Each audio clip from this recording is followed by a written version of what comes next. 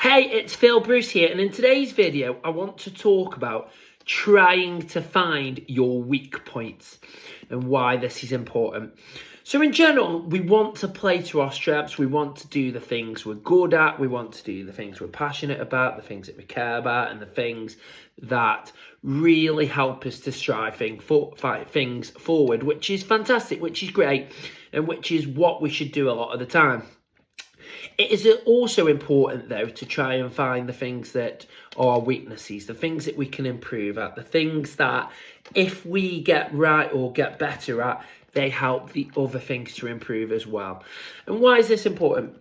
We all have weaknesses. We all have things that aren't our forte, aren't our strongest points, or kind of a bit behind the other stuff that we do. And we do need to find these, we do need to exploit these, and we do need to think about how we can improve them. It's, for example, I'll give you a great real life example. So for me, with my training and the stuff that I do, especially with teaching classes, lifting weights, playing as a goalkeeper, all those kind of things, I have found that my legs are pretty strong. So I've got pretty good quadriceps at the front of the legs. I've got pretty good hamstrings at the back of the legs. And I've got pretty good calves at the bottom of the legs. And my inner thighs and outer thighs aren't too bad as well. But what I have found is that my glutes, my bum, is pretty weak in comparison to this. Now, how did I find this out? Well, last week, I'd trained, I'd taught in the day, so I'd done a few workouts. And then I went to my men's team's pre-season training, and they were a player short for a sprint drill, some sprint drills they needed to do. So I stepped in, I took part in it before I was then going to coach and then do the goalkeeping aspect of it. And we did a lot of sprints, and physically for me, doing the sprints, I found fine. I found I could recover quite quick. You know, I found that my legs were pretty strong to cope with the workload. But then what I felt was pretty much straight away, my glutes weren't firing, my glutes weren't activating. So it meant that I was going slower than I wanted to do. And I was getting a lot of aches and pains in the glutes. So my glutes were getting tight, which then, because my glutes were getting tight, my hamstrings and my quads, the back and the front of the legs respectively, were then trying to take the workload from it, which then tightened them as well. And I had quite a severe case of DOMS, so delayed onset muscle soreness.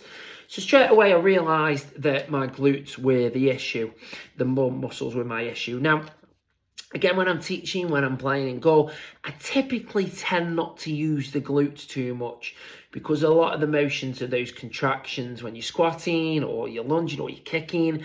And when I'm teaching spin, I'm sitting or standing on the bike quite often. So I'm powering the other muscles in the legs, but not the glutes.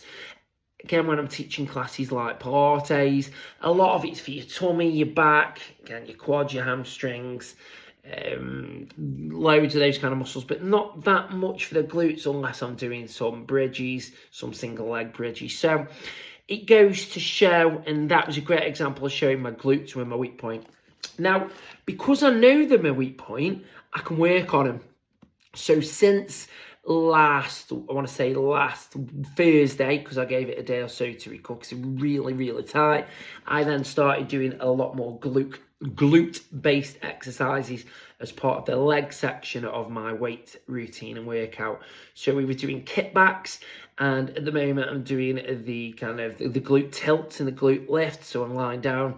So the booty builder, as they call it at Pure Gym at the moment, really to develop my glutes and the top of my hamstrings, which then by getting them stronger will help with the other muscle groups, which will help with my overall performance, and it'll help in so many ways. And only by exploiting that weakness, exploiting the thing that I'm not so good at or not so strong at, it is now allowing me to focus on it and work on it, which will help the other spectrums and my performance overall and my physique, my health, all those things overall.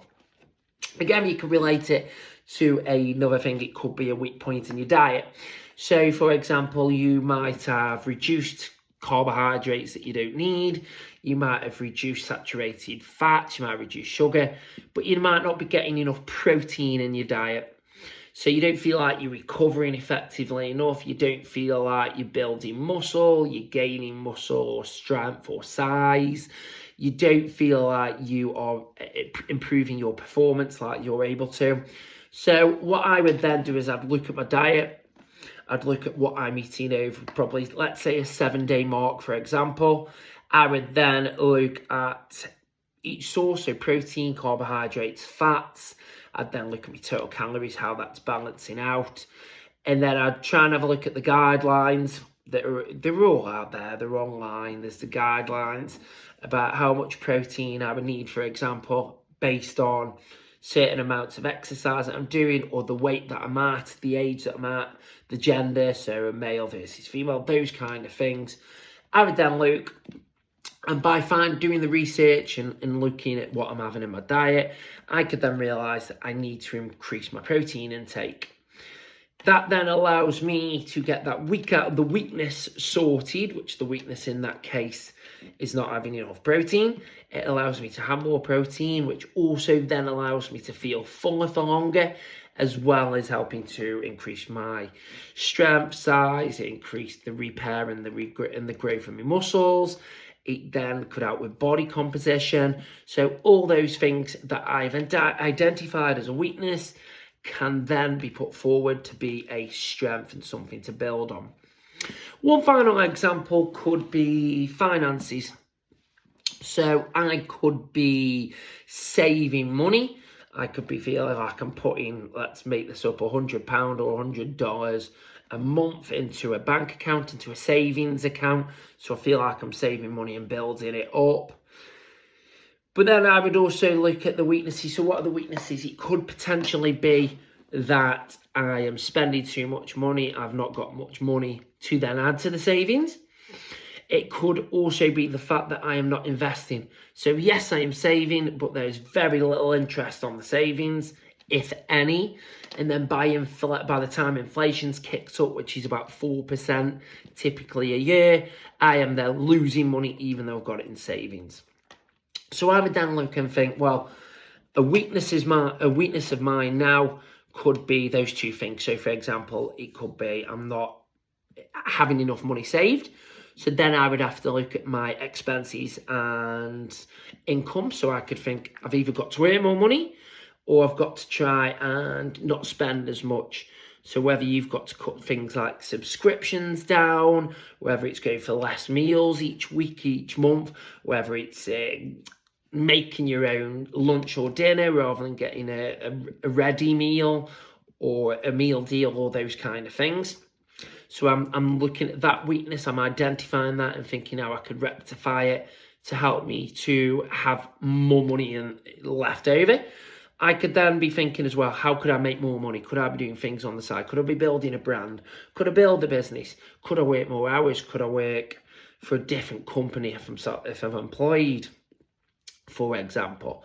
Now, if I can then build the income and I've got more saved, I have rectified those weaknesses, then I'm thinking I could then get it into investments, which if you pick the right investment, so for example, if you go into index funds, the S&P 500, a classic one, which averages around about 10% a year, 10 to 12%, take off the inflation, you're looking 7 to 8%, typically at a minimum.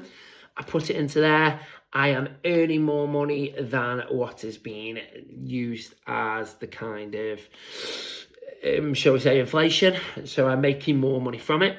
So I've then rectified it and I've made that a strength. So it is really important to look at what we're doing and to be honest as well, and to think, right, okay, there are things that are weak points at the moment and things to improve on, rather than just ignoring them totally and thinking they'll go away or they don't matter. Focus on just one point to begin with, or one aspect, or however many you feel comfortable doing and you can control and deal with those elements sensibly, and then bring them to your strengths. Because something I think is, we're only as strong as the weakest part that we've got. So if, again, I want to do a move, so if I want to do a bench press in the gym, for example, lifting the weight, my chest could be strong, the back of my arms, triceps could be strong, but if my shoulders are undeveloped, particularly where you got the front. So you've got the anterior at the front, you've got the midsection, the big part of the deltoids here, and you've got the posterior deltoid to the back of them.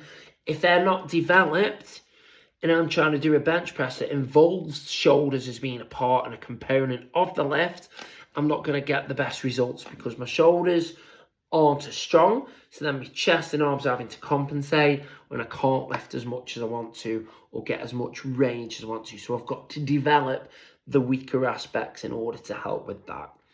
So I hope that's been helpful for you. I hope you can start to understand and see why it is important to try and find the weak points and the points to improve.